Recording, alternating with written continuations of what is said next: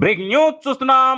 ఎన్నో ట్విస్టుల మీద ట్విస్టులతో పాటుగా క్రైమ్ థ్రిల్లర్ను తలపించేలా మిస్టరీగా మారిన కిడ్నాప్ అండ్ మర్డర్ కేసుకు తెరపడింది.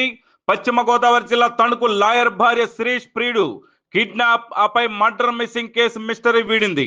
గత నెల 23వ తేదీ నుండి పలు మలుపులు తిరుగుతున్న ఈ కేసులో కిడ్నాప్ అండ్ మర్డర్ గురైన మాడుగుల సురేష్ మృతదేహం చించినాడ గోదావరి నదిలో దొరికినట్లుగా తెలుస్తోంది.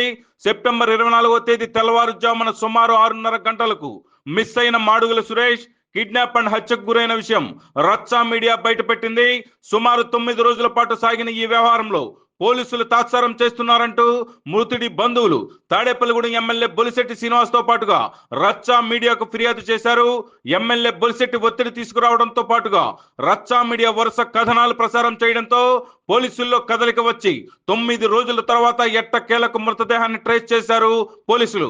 ఈ కేసులో ఇన్ని రోజులు మృతదేహాన్ని వెతికి తీసేందుకు సమయం తీసుకోవడం, మృతుడి అచుక్కు విషయంలో బంధువులకు పొంతలను లేని సమాధానాలు చెప్పారంటూ పోలీసులపై మృతుడి బంధువులు తీవ్ర ఆరోపణలు గుప్పించారు. 4 సభ్యుల గంజాయి బ్యాచ్ కు తణుకు లాయర్ సత్యనారాయణే సుపారీ ఇచ్చి సురేష్ ను మర్డర్ చేయించారని మృతుడి బంధువులు పోలీసులకు ఫిర్యాదు చేసిన విషయం తెలిసిందే. పోలీసులు ఎమ్మెల్యే బొలిశెట్టి రచ్చా మీడియా కథనాలతో ఎట్టకేలకు కదిలి సురేష్ మృతదేహాన్ని గాలించి పట్టుకున్నట్లుగా తెలుస్తోంది. ఇందులో గంజాయి బ్యాచ్ 4 పోలీసుల అదుపులో ఉన్నట్లుగా తెలిసింది. సురేష్ కిడ్నాప్ అనంతరం అతన్ని మర్డర్ చేసి గోనె సంచిలో చుట్టి చించినాడ బ్రిడ్జ్ పై నుంచి కిందకు పడేసినట్లుగా నిందితులు 4 పోలీసులు విచారణలో చెప్పడంతో అక్కడే పోలీసులు మృతదేహం కోసం గాలింపు ముమ్మరం చేశారు. చివరికి చించినాడ బ్రిడ్జ్ సముద్రానికి మధ్యలో గోనె సంచిలో కట్టి పడేసినట్లుగా ఉన్న మృతదేహాన్ని వెలికి తీశారు పోలీసులు.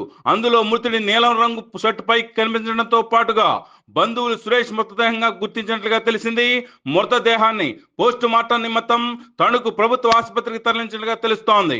అయితే పోలీసులకు సవాల్ విసిరేలా ట్విస్టుల మీద ట్విస్టులు ఇచ్చి క్రైమ్ థ్రిల్లర్ ను తలపించేలా చేసిన ప్రధాన నిందితుడు లాయర్ సత్యనారాయణతో పాటుగా ఆమె భార్య మృతుడి ప్రియురాలు అయిన శిరీష ఇద్దరు కనిపించడం లేని అత్యంత విశ్వసనీయ సమాచారం అందుతోంది.